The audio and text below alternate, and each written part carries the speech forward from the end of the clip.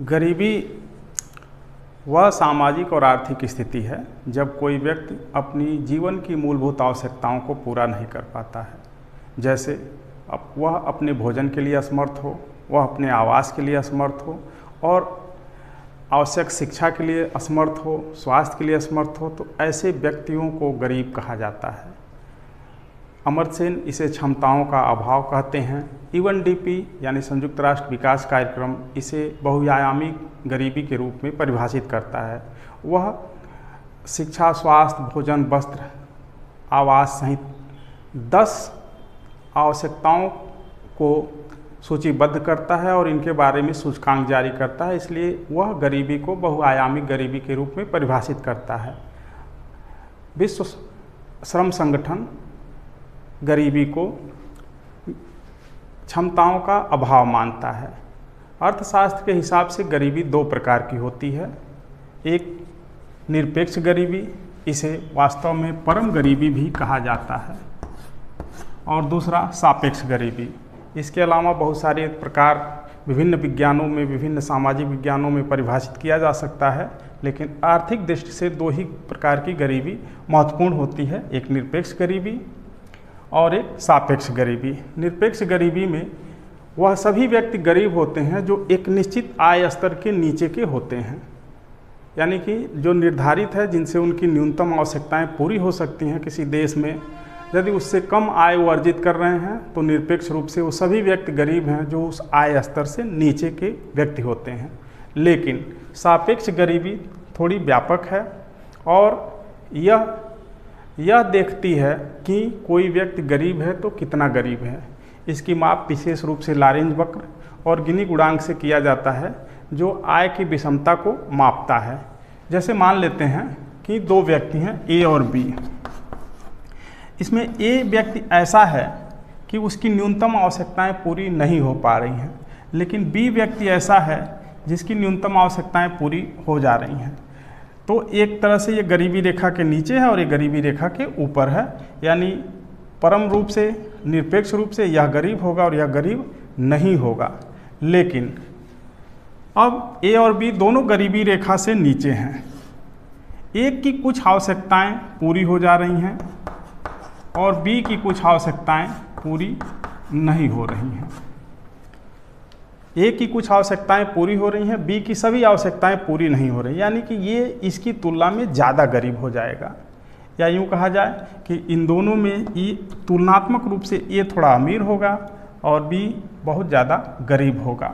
लेकिन दोनों है गरीबी रेखा के नीचे, दोनों की आवश्यकताएं पूरी नहीं हो रही हैं, तो इसे हम विषमता कहते हैं, आय वितरण की विषमता। इसे हम लॉरेंज वक्र की सहायता से आपको समझा। जैसा कि आप देख रहे हैं, ये लॉरेंज वक्र है। इसको 1905 में लॉरेंज नामक अर्थशास्त्री ने विकसित किया था, इसीलिए उन्हीं के नाम पर लॉरेंज वक्र इसको कहते हैं। यह वक्र बिल्कुल स्पष्ट है। ये जो x अक्ष पर यानी आधार अक्ष पर आय प्राप्तकर्ताओं का संचयी प्रतिशत है, यानी 10%, 20%, 30% और 100%, और उसी तरह से यह आय, कुल आय का संचयी प्रतिशत है 10%, 20%, 30%। ये जो आंकड़े आप देख रहे हैं 10, 20, 30 से लेकर 100 तक, ये प्रतिशत में है। और उसी तरह आधार अक्ष पर भी प्राप्तकर्ताओं का जो समूह है वो भी प्रतिशत में है। यह निरपेक्ष समता रेखा है। यह बताती है कि यदि ये ठीक वर्ग होता तो यह रेखा 45 अंश की होती, लेकिन आप जैसा देख पा रहे हैं आयत बना हुआ है, तो ये रेखा 45 अंश की नहीं होगी। लेकिन 10% यदि लोग 10% आय प्राप्त कर लेते हैं तो यह उसी निरपेक्ष समता रेखा पर होंगे। 20% लोग 20% आय प्राप्त कर लेते हैं तो समता रेखा पर होंगे। 30% लोग 30% आय प्राप्त कर लेते हैं तो समता रेखा पर होंगे। लेकिन आय का वास्तविक वितरण ये दिखाता है कि 10% लोग तो हैं, लेकिन आय का मुश्किल से 1 या 2% प्राप्त किए हुए हैं। इसमें 20% लोग हैं, वो आय का 3% प्राप्त किए होंगे। 30% लोग हैं, आय का 6% प्राप्त किए होंगे। यानी कि जो ये लॉरेंज वक्र है, यह वास्तविक वितरण को प्रदर्शित करता है। ये बता रहा है कि आय का जो वितरण है, लोगों की संख्या बढ़ने के साथ उनको मिलने वाली आय का परसेंटेज उस गति से नहीं बढ़ रहा है। परसेंटेज यानी जो लोग हैं, लोगों की जनसंख्या है, वह तो इसमें तेज़ी से बढ़ रही है, लेकिन उनको मिलने वाली आय बहुत धीमे गति से बढ़ रही है। तो इस तरह ये बताता है, और यहाँ तक यानी 70-80% तक की आबादी मुश्किल से 20 से 30% तक आय प्राप्त करती है, और बाकी ऊपरी आबादी सारी आय प्राप्त कर लेती है। इस तरह से ये जो लारेंज कर्व है, यह जितना दूर होगा उस देश में, उस अर्थव्यवस्था में विषमता उतनी ही ज़्यादा होगी, और यह जितना नज़दीक होगा वहाँ विषमता उतनी कम होगी, यानी कि वहाँ गरीबों का अनुपात कम होगा। और इस तरह से यह लारेंज कर्व हमें देखकर ही बताता है, देखकर ही पता चल जाता है कि अर्थव्यवस्था में गरीबी का वितरण किस प्रकार है। जब लारेंज कर्व बहुत बड़ा है, बहुत वक्राकार हो जा रहा है, तो वहाँ विषमता चरम है, चरम स्थिति पर है। और यदि चरम स्थिति पर है तो लारेंज कर्व का आकार लगभग ये हो जाएगा।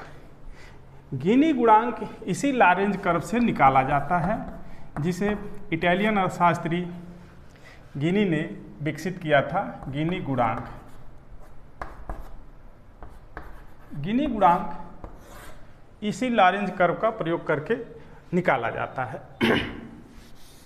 हम दो क्षेत्र मान लेते हैं, ए और बी। ये समता रेखा और लारेंज कर्व के बीच का क्षेत्र होता है, यह ए, और इसे बचा हुआ भाग बी होता है। इसका न्यूनतम मान 0 होता है और अधिकतम मान 1 होता है। 0 मान है, इसका मतलब अर्थव्यवस्था में पूरी तरह से आय वितरण समान है, बिल्कुल समता है। और 1 है, मतलब अर्थव्यवस्था की किसी एक ही व्यक्ति के पास अर्थव्यवस्था की पूरी आय है। तो दोनों स्थितियां चरम स्थितियां हैं, दोनों एक सीमा पर हैं, इसके बीच की ही कोई दशा होती है। तो इसका जो सूत्र होता है गिनी गुणांक बराबर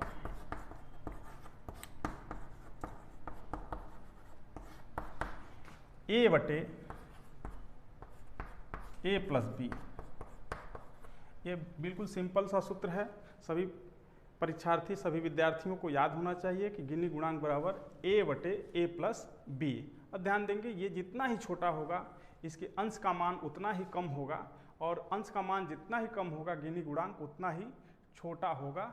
इस तरह से लारेंज वक्र और गिनी गुणांक विषमता मापने के दो सांख्यिकीय यंत्र हैं। आज की वीडियो में इतना ही।